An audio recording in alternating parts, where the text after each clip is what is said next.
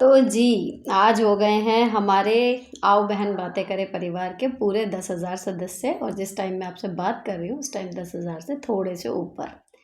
देखो live life easy पर 1 लाख से ज़्यादा हैं और वो लोग बहुत कीमती हैं। मेरी अमूल्य संपत्ति मैं उनको मानती हूँ क्योंकि और यूट्यूबर्स के मुकाबले भले कम लोग मेरे साथ जुड़े हुए हैं, जिस हिसाब का रिस्पॉन्स मिलता है लेकिन कमेंट्स में और जितनी गहराई से मेरे सब्सक्राइबर्स मुझसे जुड़े हुए हैं ना, वो मुझे लगता है कि भगवान ने एक इतनी अमूल्य चीज़ मुझे दी है, जो शायद बहुत कम लोगों के पास होती है। तो मैं खुश हूँ उसमें। और अब जो ये वाला चैनल है, इसमें तो समझिए कि बिल्कुल सखियों या बहन या बहुत अच्छी कहना चाहिए वेल विशर जो होते हैं ना आपके हितैषी, कहना इस तरीके का एक रिलेशन बना है। और आप सबकी प्रॉब्लम सुन के एक तरफ दुख सा होता है, कमेंट भी आया था कि आप इतनी सारी परेशानी सुन के खुद कैसे उभरते हो। लेकिन मैं ग्रेटफुल हूँ फिर से भगवान की कि इतने सारे लोग जुड़े, उनकी परेशानी यहाँ पर शेयर करने के लिए उन्हें एक प्लेटफॉर्म मिल गया और होपफुली उनकी थोड़ी बहुत मदद इससे हो पा रही होगी। अगर किसी की प्रॉब्लम में कुछ परसेंट का भी सुधार हो जाता है, थोड़ा भी वो बंदा सॉर्टेड हो जाता है किसी की बातों से, तो आई थिंक वो बातें डिज़र्व करती हैं होना। यही सोच के चैनल शुरू किया था और आज मैं बहुत खुश हूँ कि यहाँ पर 10,000 लोग हमारे साथ जुड़ चुके। और आज इवन एक मेल समझिए उनका भी कमेंट आया अपनी पत्नी के मतलब कुछ प्रॉब्लम्स को लेके। तो मुझे बहुत अच्छा लगा कि मतलब ऐसा नहीं है कि ये बायस्ड है, लड़कियों के लिए ही है। लाइफ में प्रॉब्लम सबकी हैं, तो सबके लिए ओपन है। नाम इसका इसीलिए आओ बहन बातें करें है क्योंकि मेन यहाँ पर हम बहनें ही बातें कर रहे हैं, लेकिन भाई भी अलाउड हैं, कर सकते हैं बात। अगर किसी को कोई प्रॉब्लम है या कोई चीज़ समझने में दिक्कत आ रही है, as a point of view अगर आप एक लेडी का लेना चाहें उसमें, तो कोई दिक्कत नहीं है। अब यहाँ पर आज मैं एपिसोड 42 के या शायद 43 है उसके क्वेश्चन आंसर करने जा रही हूँ। और इसमें पहला क्वेश्चन मैं आपको पढ़ के सुनाती हूँ। जैसे है, हेलो मैम, मेरा क्वेश्चन ये है, मेरा पति मुझे मेरी फ्रेंड से बात नहीं करने देता। मैं उसके साथ काफ़ी बातें शेयर करती थी। मेरा एक ही बेस्ट फ्रेंड है मेरी, और मेरा पति बोलता है कि मेरा घर तोड़वा रही है, मैं क्या करूँ। इस तरीके के छोटे छोटे लेकिन हमारी लाइफ पे इफ़ेक्ट डालने वाले क्वेश्चंस आते हैं, जिनकी कोशिश करते हैं हम कोई हल निकले उन चीज़ों का। तो चलो आज के एपिसोड के क्वेश्चंस पर आओ बहन बातें करें।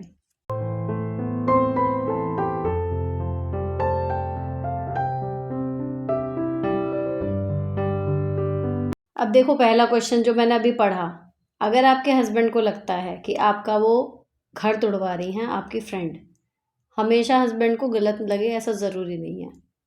हो सकता है आपकी फ्रेंड है, आप जज नहीं कर पा रहे, लेकिन किसी से भी ए टू जेड सारी बातें शेयर करना मैं नहीं मानती कि ये कोई सही बात है। ठीक है ना। आपकी वो फ्रेंड है, उसकी और भी फ्रेंड होंगी। मान लिया आप दोनों बेस्ट फ्रेंड हो, लेकिन उसकी लाइफ में और लोग भी होंगे और आपकी बेहद निजी बातें जब वो किसी और के साथ शेयर करेगी, वो बंदा उस सिचुएशन को कैसे यूज़ करेगा वो नहीं आपको पता।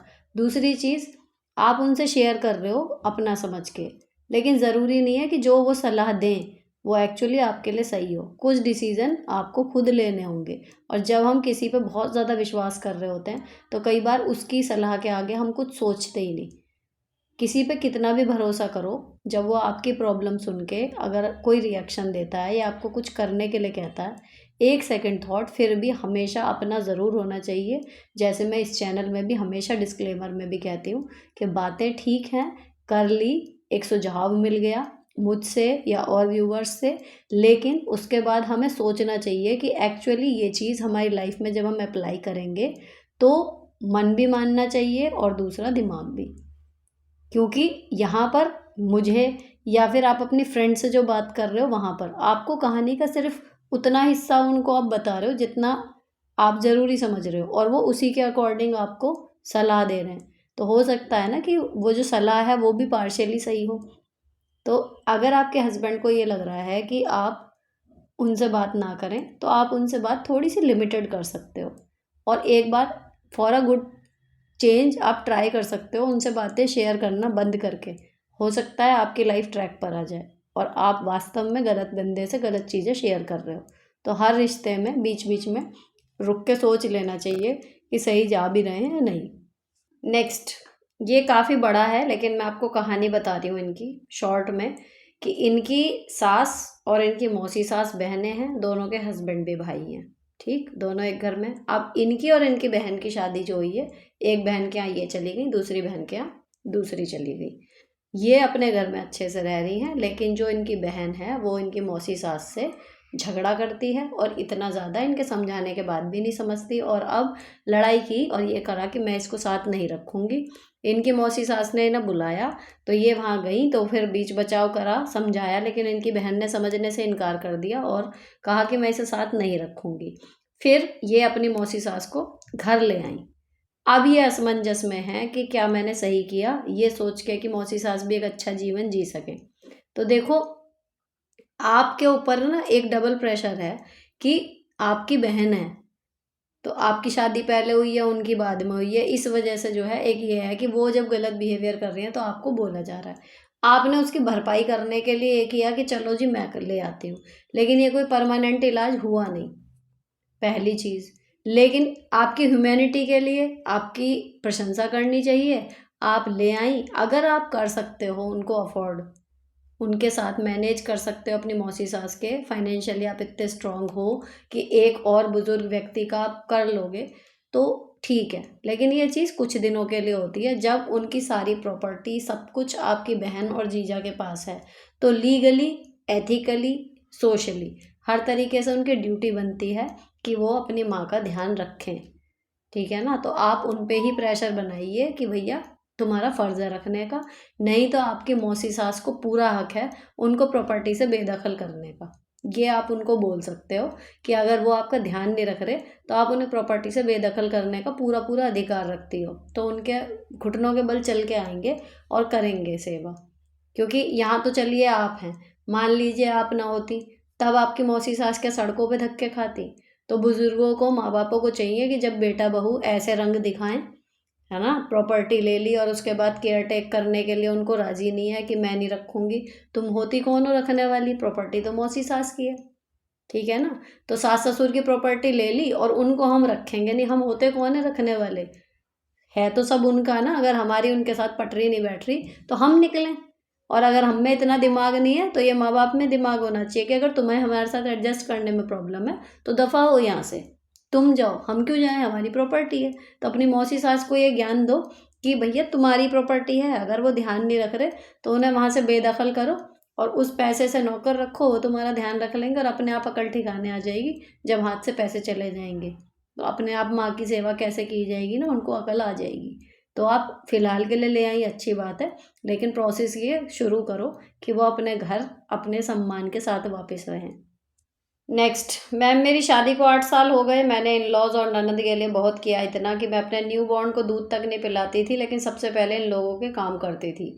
फिर भी हमेशा हर किसी से बुराई की, काम चोर है, मेरा लड़का सुंदर है, ये अच्छी नहीं दिखती, इसका पैर खराब है। पहले कभी कुछ जवाब देने की हिम्मत ही नहीं कर पाई, लेकिन दी। अब ये मैं इन लोगों के साथ नहीं रहती, लेकिन अब भी इन लोगों के ताने ख़त्म नहीं होते। ननद कभी भी कॉल नहीं करती, ये दिखाती है कि बहुत बुरी हो तुम, सब कर लिया अपनी सीमा से ज़्यादा, अब बर्दाश्त से बाहर। रिश्तेदारी में जाती हूँ तो ये लोग वहाँ इग्नोर करते हैं, और नहीं जाती तो ये दिखाते हैं कि देखो कितनी बुरी है। मैं खुद को बहुत ठगा हुआ महसूस करती हूँ कि मैंने इन लोगों पर इतना टाइम वेस्ट किया। गुस्सा इतना भरा है कि इनकी कभी शक्ल ना देखूँ, और बहुत नफरत करती हूँ अब इन लोगों से। लेकिन इन लोगों से फिर भी रिश्ता तो ख़त्म कर नहीं सकती, क्या करूँ दी, प्लीज़ हेल्प। हस्बैंड बहुत अच्छे हैं, लेकिन उनसे भी मैं अब बात नहीं करती, क्योंकि मैं अब बस अकेले रोने का मन करता है। लगता है सब ख़त्म कर दूं, बेटी पर भी ध्यान नहीं दे पा रही हूँ।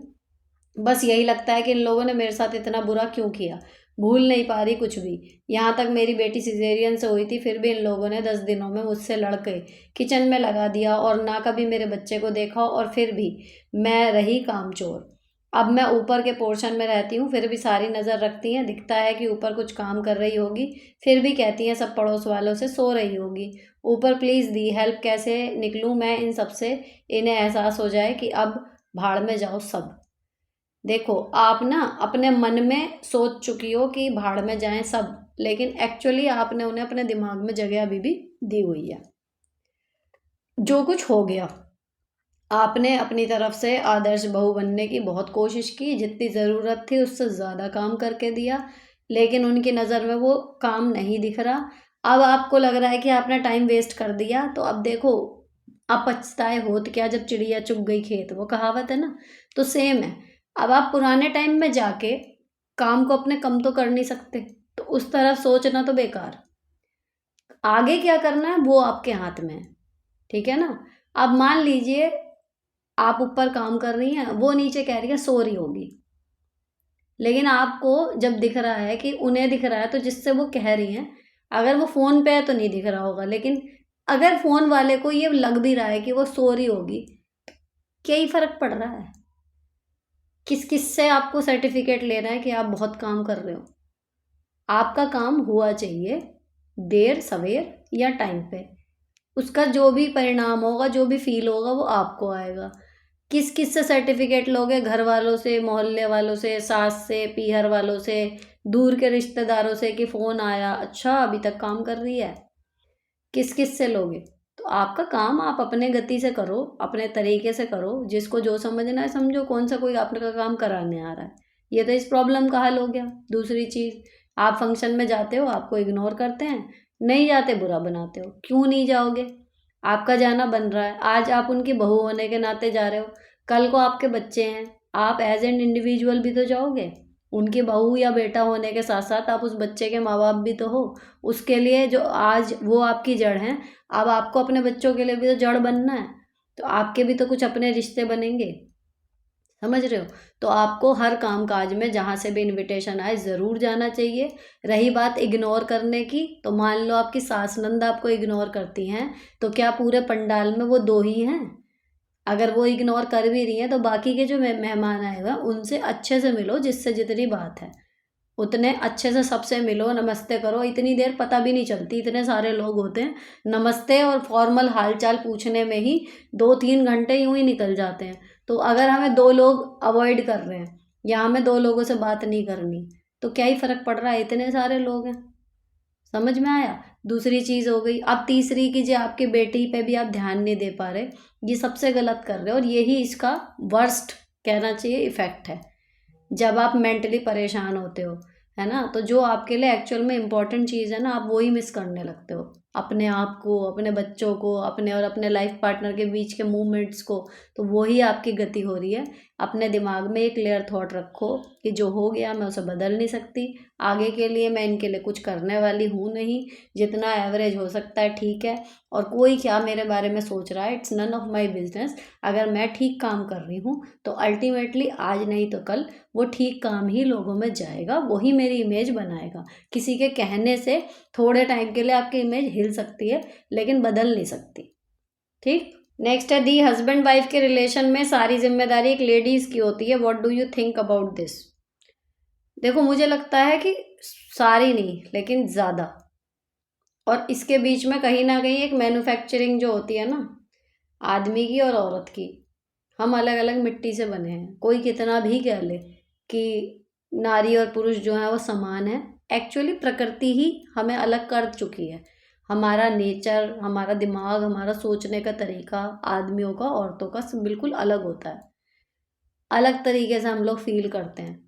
पेन बर्दाश्त करने की क्षमता अलग होती है, फिजिकली, मेंटली। ठीक, तो हम एक तरीके से नहीं चल सकते, चाहे कोई कितना ही कह ले कि आदमी और औरत बराबर है। बराबर इन अ सेंस कि किसी को उसके लिंग की वजह से आप कोई उसके अंदर क्वालिटी है फिर भी उसे नहीं दे रहे, वो चीज़ है, वो है समानता।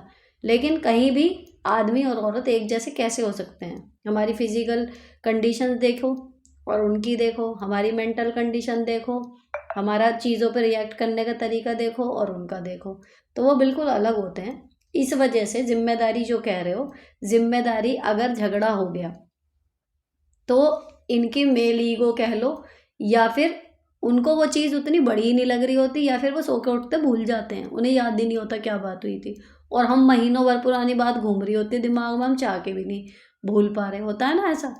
तो सोचने का, रिएक्ट करने का तरीका अलग अलग है, इसलिए अगर कभी बात बिगड़ी, तो उसको सही करने की जो एक कलाकारी है वो औरत में ज़्यादा होती है बनिस्पत आदमी के, ये मुझे लगता है।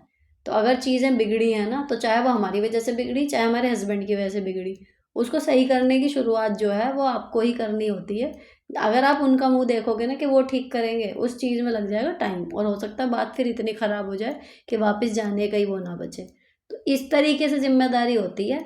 बाकी देखो, कमाने की ऐसा नहीं है कि करते नहीं आदमी, बच्चों को पढ़ाने की, आप कहीं बाहर जा रहे हो, हम उनके साथ जाते हैं, बिल्कुल टेंशन फ्री रहते हैं, और वो नहीं हो तो सारी फिर हमारे ऊपर रहती है, तो वो ज़िम्मेदारी निभा रहे हैं ना, तो साथ ही हैं। लेकिन दोनों की अपनी अपनी एक वो है ताकत, कि उनकी मेन चीज़ ये है जिसमें वो बहुत अच्छा करते हैं, हमारी मेन चीज़ ये है जिसमें हम बहुत अच्छा करते हैं। तो ऐसा बिल्कुल भी नहीं है कि रिलेशन की जिम्मेदारी सिर्फ पत्नी की होती है।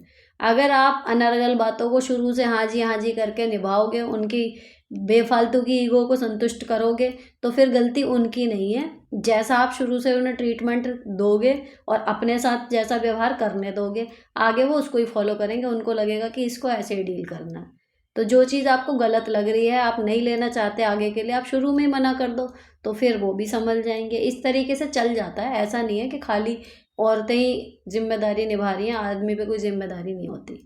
नेक्स्ट, मुझे भी कुछ कहना है दी। मेरे हस्बैंड बहुत ही अच्छे हैं, ही इज़ ओनली सन। एक ननंद भी है मेरी, वो बहुत करते हैं सबके लिए। मेरे ससुर जी कुछ भी नहीं करते, इनकम सोर्स उनका कुछ भी नहीं है। अभी उनको महीने का खर्चा, घर का खर्चा सब देते हैं, उससे मुझे कोई दिक्कत भी नहीं है। बट हमेशा ससुर जी अपनी मर्जी चलाने की कोशिश करते हैं और मुझे लेट डाउन करने की कोशिश करते हैं। खुद बेटे के सामने पूरा अच्छा दिखाते हैं खुद को, हस्बैंड भी उनके कंट्रोल में है। कुछ भी होता है तो मुझे ही दोषी ठहराते हैं, बोलते हैं पापा हैं, कुछ बोल नहीं सकता। वो भगवान के सामने रोएंगे तो अभिशाप लगेगा। तो क्या मैं हमेशा सहती रहूं ये सब, या कुछ स्टेप लूं? देखो, इसमें आप क्या कर सकते हो? अगर देखो, एक तो ये है कि बातें हो क्या रही हैं, किस चीज़ पे क्लैश हो रहा है। अगर हो सकता है तो अवॉइड कर दो उस चीज़ को। कोई काम करने का तरीका मान लो, थोड़ा बहुत चेंज है कि हमारे को ऐसे नहीं चाहिए, ऐसे चाहिए, या हमें खाना इस टाइम नहीं चाहिए, इस टाइम चाहिए, या आज सब्जी ये वाली की जगह ये वाली। जितना ईजिली उनके मन का हो सकता है उतना कर दो।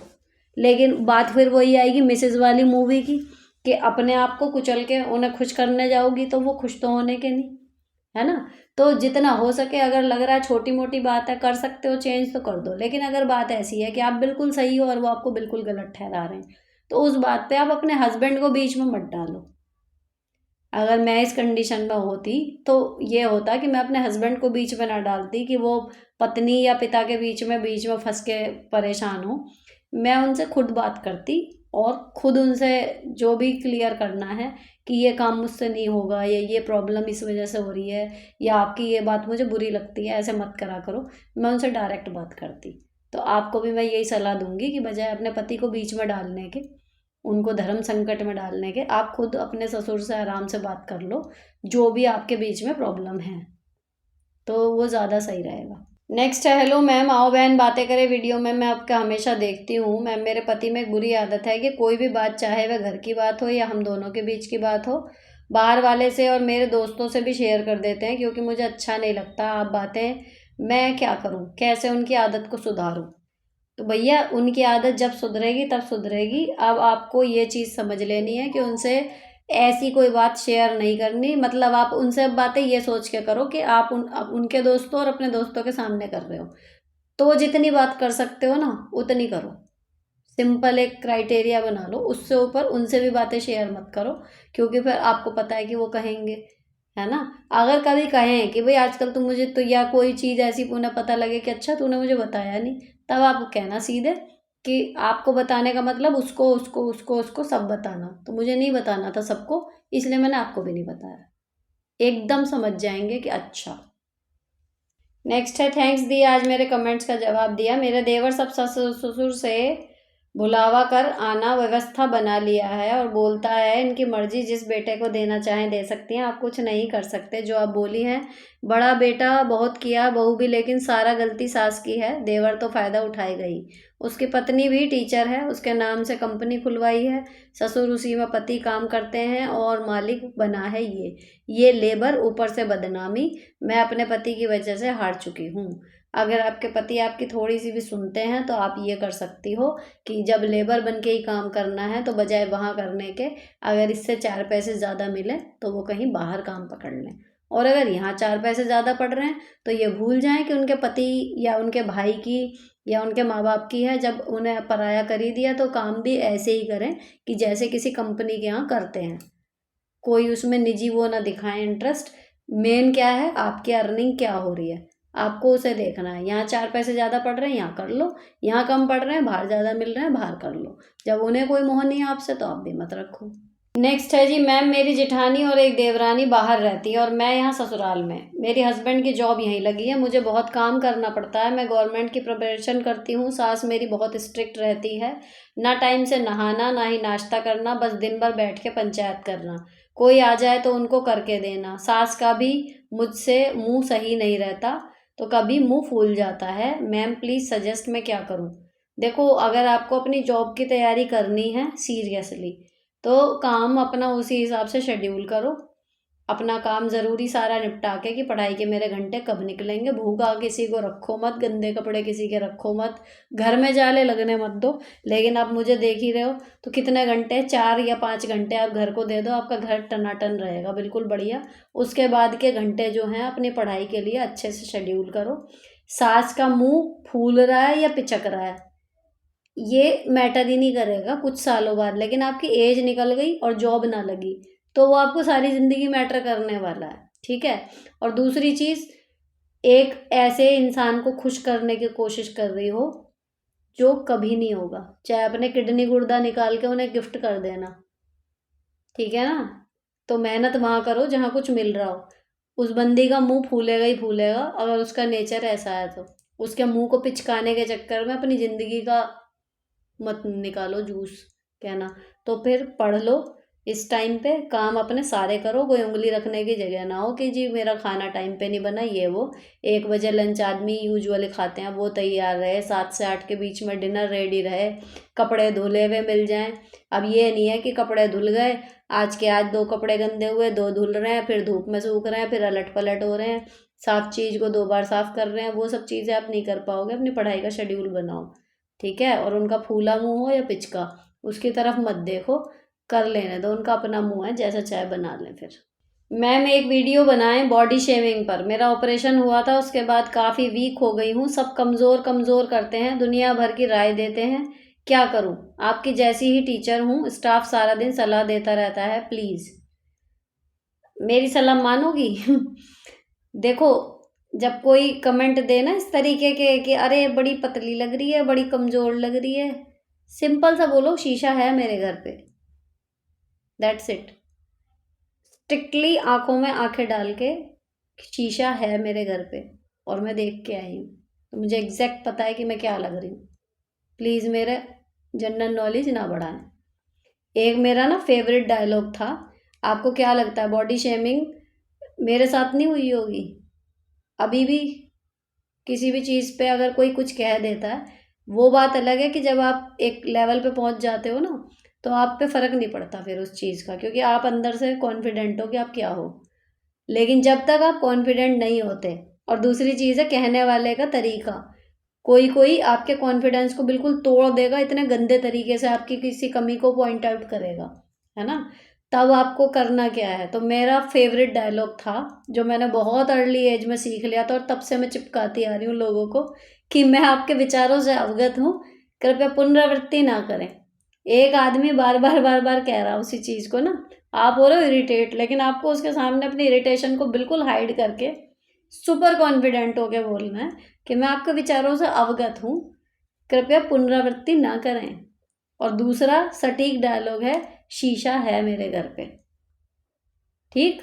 अब आई सलाह देने वालों की बात, जो टोंट नहीं कस रहे लेकिन सलाह दे रहे हैं, ऐसे कर ले इससे ठीक हो जाएगा, ऐसे कर ले उससे मोटी हो जाएगी, ऐसे कर ले उससे लंबी हो जाएगी, ऐसे कर ले, ये सब चीज़ें होती है ना।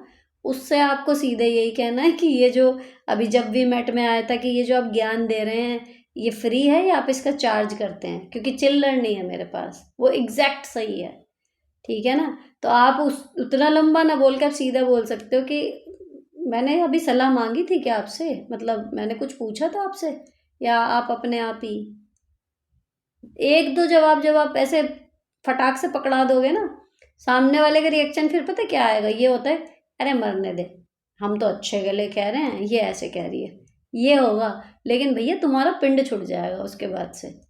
तो ऐसे लोग तभी चुप होते हैं जब उनको ऐसा करारा सा एक जवाब मिलता है, बट विद अ स्माइल। अगर आपने यही जवाब, यही 3 बातें जो मैंने आपको बोली हैं, और आपके चेहरे पे लिखा हुआ है कि आपको बुरा लग गया बहुत ज़्यादा, और आपने उसे इस तरीके से लिया, फिर उन्हें आ जाए मज़ा। फिर वो आपकी रेल बना देंगे, कह कह के, टोंट कस कस के। ये चीज़ होती है कॉलेज में, जो मैं अपना एक्सपीरियंस मुझे याद आ रहा है ना, कॉलेज में होती हैं, स्कूल में होती हैं, लेकिन मुझे कोई ऐसे बताने वाला था नहीं। ये चीज़ फिर मैंने एक्सपीरियंस कर कर के सीखी। अब मेरे आगे से जितने भी बच्चे निकल रहे हैं, उनको मैं सिंपल, हर एक के साथ होती है, किसी के रंग पे लेके, किसी की बॉडी पतली मोटी को लेके, किसी की हाइट पे, किसी की शक्ल पे, किसी के बालों पे, कोई ना कोई कमी ढूंढ लेता है आदमी जिसे ये चीज़ आदत होती है। तो हर एक के लिए जब भी वो आता है ना मेरे पास, कि जिसकी मैं मौसी हूँ, बुआ हूँ, चाची हूँ, या फिर मेरे स्टूडेंट्स हैं कि मैम ऐसे ऐसे, ये मेरी चिढ़ निकाल रहा है, ये मुझे यूँ कह रहा है, सबको मैं यही बोलती हूँ कि बेटा अगर तुम चिढ़ गए, अगर तुम्हारी शक्ल पे दिख गया कि तुम्हें फ़र्क पड़ रहा है, सामने वाला एंजॉय करना शुरू कर देगा। तुम अगर फ़र्क नहीं दिखाओगे, पोकर फेस बनाओ, एक्टिंग करो, कुछ भी करो, अगर आपकी शक्ल पे साफ लिखा है कि उसके कहने से आपको कुछ खास फ़र्क पड़ा नहीं, यकीन मानो उसे दिलचस्पी नहीं रहेगी फिर कहने में। ठीक, तो आपको ये डायलॉग उसको वापस करने हैं जो जो मैंने आपको बताए, लेकिन विद अ स्माइल और बिल्कुल शांत फेस से, कि शीशा है मेरे पास, मैं देख के आई थी। तो वो व्यंग्यात्मक मुस्कान होती है ना, वो दे के आपको करना है। और इनका मुंह जितना बंद कर दोगे, वो आपकी मेंटल हेल्थ के लिए उतना अच्छा है। लेकिन सबसे बड़ी चीज़ है अंदर से क्योर होना। आपके अंदर जो अच्छी क्वालिटी हैं उन्हें निखारो, उन पे ध्यान दो, वो और बढ़ती चली जाएंगी।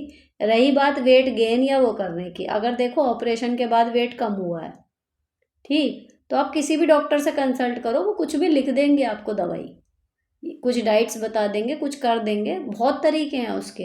लेकिन ये घरेलू नुस्खे जो बता रहे होंगे, अब आपकी किसी मेडिकल प्रॉब्लम की वजह से अगर वेट गिर रहा है, तो वो घरेलू नुस्खों से नहीं बढ़ता। तो हर कोई फिजिकली अट्रैक्टिव नहीं होता। तो ये बॉडी शेमिंग बहुत लोगों को झेलनी पड़ती है।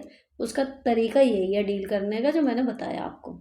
अपने अंदर से कॉन्फिडेंस बूस्ट करना है, और जब तक कॉन्फिडेंस बूस्ट नहीं हो रहा, शो ऑफ हमें करना है कि है हम में कॉन्फिडेंस, आपकी ज़रूरत नहीं है। नेक्स्ट है, हाय डियर सुनीता जी, आप काफ़ी मेच्योर एंड कॉन्फिडेंशियल पर्सन है डियर। मेरा क्वेश्चन ये है, मुझे लगता है कॉन्फिडेंट लिखना चाह रही होंगी, कॉन्फिडेंशियल क्या, कॉन्फिडेंट पर्सन है। तो लाइफ में प्रॉब्लम सबकी होती हैं, मेरी भी हैं। सबसे बड़ी प्रॉब्लम है कि मेरी अब नॉर्मल बेटी, जो कि अब 20 ईयर्स की हो गई है, और 2 बेटे हैं, 15 साल के और 10 साल का।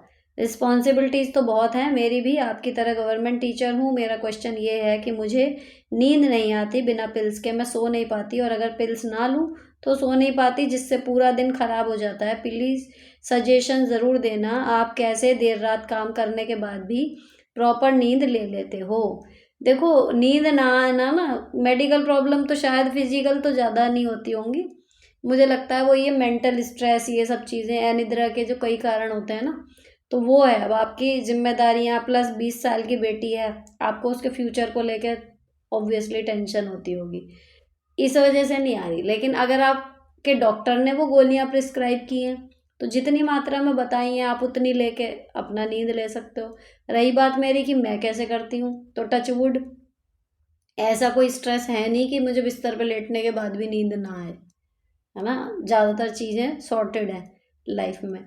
तो जब आप सॉर्टेड हो, प्लस आप थक गए हो सुबह से रात तक काम करके, तो अपने आप नींद आ जाती है। अब ये कि इतनी कम नींद में मैं फिर अगले दिन कैसे कर लेती हूँ, तो देखो ये एक दिन में नहीं होता। मैं, आप यकीन मानो ना मानो, लिव लाइफ इजी वाले ब्लॉग चैनल पे भी यही बात हुई थी कि मैं एक बेहद लंबा सोने वाली जो प्रजाति होती है ना इंसानों की, मैं उसमें थी। मतलब मैं 12 से 13 घंटे भी सो सकती थी। मेरी माँ मुझे कह कह के थक गई कि भैया तू कैसे करेगी, इतना सोती है, दिन में सुला लो तुझे, रात में सुला लो, रात में जल्दी सो के भी तू देर तक सो सकती है, कैसे करेगी इतने सारे काम, और तेरी अब जॉब लग गई, मतलब तू कैसे खाना वाना बना के घर से निकला करेगी, तेरे घर वाले तो भूखे मरेंगे, ये वो। उनको हमेशा मेरी यही चिंता रहती थी कि ये सोती बहुत है, कैसे करेगी काम। और फिर वो नींद मेरी आगे तक कंटिन्यू हुई, शादी के बाद तक भी, जब तक बच्चे नहीं आए। मैं नहीं कर पाई वो कि मैं आदर्श बहू बन के रात में सबसे लेट सो रही हूँ, सुबह सबसे जल्दी उठ रही हूँ। अगर मैं रात को लेट सो रही हूँ तो मैं लगभग इनके साथ ही उठती थी, कि उतना देर कि मैं अपना तैयार होके थोड़ा बहुत सुबह का नाश्ता वाश्ता करके फिर मैं चली जाऊँ। नहीं हो पाता था मुझसे कि मैं 6.5-7 घंटे की नींद, ऐसे कैसे होगा। और अगर हो भी गया तो फिर मुझे दोपहर में नींद ज़रूर चाहिए होती थी। तो एक फ़ेज़ था। क्यों? क्योंकि मुझे पता था कि मेरे ऊपर अगर मैं सो भी गई तो ऐसी कोई पहाड़ नहीं टूटेगा, या अगर मैं उठ के ना करूं तो मेरे ये काम ज़रूरी है जो छूट जाएंगे। मेरे सारे काम उतने घंटे सोने के बाद जो घंटे बचते थे उतने में हो रहे थे, तो मैं ठीक थी। अभी क्या होता है, फिर उसके बाद फिर बच्चे आ गए। अब इनके आने के बाद ना तो रात को नींद मिले, और दिन में भी आप झपकियों में सो रहे हो, जब ये दोनों सो जाए तब, नहीं तो दो थी तो एक उठ रही है तो दूसरी सो रही है, तो ये अपनी नींदें पूरी कर लें और हमें नींद ही नहीं मिल रही, ये हालत हो गई थी। तो लगातार कई महीने जब आपको नींद मिल ही नहीं रही, आप चाहो ना चाहो पूरा दिन काम कर रहे हो, फिर रात को भी, रात को भी, रात को भी, तो ये चलते चलते चलते चलते शुरू में तो हो गई हालत खराब। पहला 1 साल तो इतना बुरा गया कि समझ ही नहीं आ रहा था कि हो क्या रहा है। सब कुछ बिगड़ गया था, बॉडी का क्या और लाइफ का क्या। लेकिन ये था कि जॉब चल रही थी। 6 महीने बाद जब वापस गई हूँ, वहाँ से स्टेमिना बनते बनते अब ये 11 साल की हो गई। तो अब मुझे यहाँ, आप चैनल भी देख रहे हो, 3 साल हो गए, तो समझ लिए 2014 से 18, 2017 से मैंने प्रैक्टिस की थी कि मुझे दोपहर की नींद नहीं लेनी, मुझे सुबह जल्दी उठना है, रात को मैं चाहे कितने बजे उठूं। और मुझे 1 साल ऐसा हो गया था कि कैसे आदत पड़ेगी, कैसे पड़ेगी, लेकिन दृढ़ निश्चय था कि मुझे ये चीज़ करनी है, करनी है, करनी है। तब से कोशिश करते करते 2 साल में जाके मेरा स्टेमिना ऐसा बन गया कि हाँ, मैं बिना दिन में सोए और रात में देर तक भी अगर काम कर रही हूँ तो मतलब 7-7.5 घंटे की नींद में मेरा काम होने लगा। अब 7-7.5 घंटे से फिर धीरे धीरे स्टेमिना बढ़ गया, यहाँ पे आ गई, यहाँ जिम्मेदारियाँ और बढ़ गई, और फिर मेरी बॉडी फ्लो में आती चली गई। अब आप देख रहे हो 6.5 घंटे की नींद मेरे लिए मोर देन इनफ है, मुझे नहीं ज़रूरत होती उसके बाद करने की। तो पूरी स्टोरी सुनाने का एक जो टैगलाइन है वो ये है कि आपको क्यों जगना है। एक तो ये आपकी ज़रूरत पर डिपेंड करता है, तो आप खुद जग जाओगे। दूसरी चीज़, रात को जो नींद नहीं आती वो स्ट्रेस उसकी वजह से ही नहीं आ रही। बाकी जब आप जॉब पे भी हो, घर के भी कर रहे हो, थक तो आप पूरे जाते होंगे। तो इलाज यही है, अगर डॉक्टर ने दवाई लिखी है तो एक आध गोली जो उन्होंने बताई है वो खा के अपना कर लो। बाकी जितना हो सके अपने माइंड को मेडिटेशन वगैरह से आप शांत रख सकते हो। कई बार इंस्टाग्राम पे टेक्निक्स बताते हैं तुरंत जल्दी नींद आने की, एक आध बार मैंने देखा है, कुछ है, लेकिन फॉलो कभी नहीं किया। आप वो ट्राई कर सकते हो। लेकिन अगर डॉक्टर ने लिखी है तो उन गोलियों को खा के सोने पे भी मुझे तो लगता नहीं कोई प्रॉब्लम है। नींद शरीर के लिए आनी चाहिए ना, आप फिर सो ही नहीं पाओगे तो फिर कैसे काम होगा। नेक्स्ट है, हेलो मैम, मेरा क्वेश्चन है, प्लीज़ रिप्लाई ज़रूर करना। मेरे हस्बैंड घर से बाहर रहते हैं, जॉब के कारण घर में मेरे सास ससुर और 2 बच्चे रहते हैं। मैं घर का सारा काम भी करती हूँ, जिस कारण जॉब भी नहीं कर पा रही। फिर भी मेरे सास ससुर रिस्पेक्ट नहीं करते। ससुर बिना किसी कारण गालियाँ देता है और मेंटल पीस कहीं चला गया है। हस्बैंड भी उनसे डर के कारण कुछ नहीं कहते, जबकि उन्हें भी पता है उनके माँ बाप गलत हैं। देखो, अगर हस्बैंड आपकी वो तरफ से नहीं बोल पा रहे तो फिर भैया अपनी रक्षा खुद करनी चाहिए। अगर बिना मतलब की गालियाँ दे रहे हैं तो दो पलट के जवाब कि क्यों दे रहे हो, गालियाँ खाने के लिए बैठी हूँ यहाँ पे। 1-2 बार पलटवार मिल जाएगा ना, अपने आप चुप हो जाएंगे। नेक्स्ट है दी, मेरे पति हर डिसीजन में खुद को ही राइट बनाते हैं, चाहे वह घर का मैनेजमेंट हो, चाहे बच्चों के सब्जेक्ट हो, वह चूज़ करना चाहते हैं। जैसे कि उन्होंने पूरी फैमिली की लाइफ कंट्रोल में कर रखी हो, सबको अपने हिसाब से चलाना चाहते हैं और कहते हैं कि मैंने जीवन का अनुभव लिया है, मुझे पता है, मैं इन सब में परिस्थितियों से निकला हूँ, मैं जानता हूँ किसके लिए क्या सही है। और अगर कोई बात भी करना चाहे किसी मैटर में तो चुप करा देते हैं, कहते हैं मैं जो कर रहा हूँ वह ठीक है। मेरे बच्चे भी डिस्टर्ब हैं और मैं भी। वह हमारी सुनना ही नहीं चाहते कि हम क्या चाहते हैं, हर बात को अपनी ज़िद लेकर चलते हैं और उसमें कुछ डिसीजन ऐसे ले लेते हैं कि पूरी फैमिली को भुगतने पड़ते हैं। उनका कोई डिसीजन की वजह से हम लोग आर्थिक स्थिति से बहुत ज़्यादा परेशान हैं। मुझे समझ नहीं आ रहा कि मैं कैसे निकालूं और कैसे उनको समझाऊं। प्लीज़ मुझे गाइड करिए और मेरे कमेंट का जवाब जल्दी दीजिएगा, मैं इंतज़ार करूंगी। तो सॉरी, जल्दी तो नहीं हो पाया, 1 मंथ हो गया, लेकिन आपकी प्रॉब्लम का सलूशन सटीक है। देखो, जो मुखिया है अगर वो हिटलर शासन रखता है, हमेशा गलत नहीं होता, लेकिन अगर उनके फैसले से, चाहे हमें उस टाइम गलत लग रहे हो, अगर फैमिली में एक्चुअली में सबका भला हो रहा है, तो एक आदमी की अगर राय है ना, तो एक्चुअल में वो घर के लिए अच्छी होती है। सब अपनी अपनी चलाते हैं ना, तो कई बार घर टूट जाते हैं। ठीक है, पहली चीज़। लेकिन जब वो एक जिसके पास डिसीजन लेने की पावर है, वो लेता है गलत डिसीजन, एक आध बार चलो इंसान है, गलती हो गई, 2-3 बार, और उसकी वजह से फिर फैमिली करती है सफ़र। जब आता है असंतोष, तब परिवार का टूटना तय है। क्योंकि मुखिया अगर समझदारी से काम लेगा तो ही परिवार चलेगा। और अगर घर का मुखिया ही, जो बड़ा बुढ़ा है, ससुर है घर का, या जो भी हेड ऑफ द फैमिली है, अगर उसने ही उल्टे निर्णय ले लिए, गलत निर्णय ले लिए, और फिर वो अपने पड़ा है कि नहीं जी मैं मुखिया हूँ, मैंने जो कहा वही सही है, उस परिवार का नाश होना तय है। वो टूटेगा ही टूटेगा परिवार। ठीक, तो यहाँ पर आपकी जब कोई बात वो ना सुने ना, तो जो उनके लिए हुए गलत डिसीजन है, आप उनका उदाहरण दे के बता सकती हो कि जब आपको दिख रहा है कि वो गलत कर रहे हैं, तो आप कह सकती हो कि कभी हमारी सुन के करके देख लो। क्योंकि अगर आपको ये लगता है जो आपने किया वो सही है, आप परिस्थितियों से निकल के आए हो, तो वो डिसीजन कैसे गलत हो गया, वहाँ पर कैसे नुकसान हो गया, आप उनको गिनवा दो। ठीक है ना, तो हमेशा आप सही हो ऐसा नहीं है। एक्सपीरियंस आपने लिया है तो पैदा हम भी आज नहीं हुए, कुछ तो हमें पता होगा। दूसरी चीज़, आप उनको एक डरावा दे सकते हो कि भैया बच्चे आजकल के, आप हर चीज़ अपनी उन पर थोपोगे, आज को वो सुन रहे हैं, कल को पलट के जवाब दे दें या अपनी लाइफ अलग ही शुरू कर दें, तब क्या करोगे। तो थोड़ा सा संभल के चल लो ताकि बुढ़ापा ना खराब हो। तो आप उन्हें इस तरीके से समझाओ, समझ जाएंगे। ऐसा नहीं है, कोई कितना भी ऐंठ में हो, एक टाइम के बाद टूटता है। जब उसकी गलतियाँ, उसके घर वाले जो उसकी हर बात में हाँ मिला के सुनते थे, उनमें से ही कोई खड़ा होकर उसकी गलतियाँ गिनवाता है ना, तब उस बंदे का कॉन्फिडेंस हिलता है कि हाँ, गलती हो सकती है मुझसे भी। माने ना माने, लेकिन मानेगा इतनी तो कि कम से कम यही कह देगा कि भाड़ में जाओ, कर लो जो तुम्हें करना है। वो इंसान ये कह सकता है। तो उस टाइम पे यूँ मत कहना कि नहीं जी पापा जी, जो आपने कह दिया कह दिया। उसने कह दिया ना भाड़ में जाओ, जो करना है कर लो, तो फिर आप कर लो जो आपको करना है। और फिर आपके डिसीजन सही निकलेंगे, अपने आप उन्हें समझ में आ जाएगी कि हाँ भैया इनमें भी अकल है, कुछ अपने हिसाब से भी कर सकते हैं। बस। नेक्स्ट है दी, मैं आपकी सब्सक्राइबर हूँ, मेरे 2 क्वेश्चन है, उनमें से एक का मैं ऑलरेडी जवाब दे चुकी हूँ अभी। जब मैं बीमार चल रही थी, ये क्वेश्चन नंबर 1 है, तब मेरे देवर और उसकी वाइफ और सास बोले कि मैं नाटक कर रही हूँ। मेरी शादी को 15 साल हो गए, प्रेगनेंसी के अलावा ये पहली बार बीमार हुई हूँ। मैंने सबका बहुत ध्यान रखा, उन लोगों की बीमारी में इनसे कॉल तक नहीं किया, बस ताने मारे। अब मेरा मन खराब हो गया है इन लोगों के लिए, कुछ करने का मन नहीं करता, बट हस्बैंड फोर्स कर रहे हैं कि इनका खाना बनाऊं, मना कैसे करूं। किसी को खाना नहीं देना मेरा नेचर नहीं है, पर अगर किया तो आत्मा का चोट देगी, क्या करूं।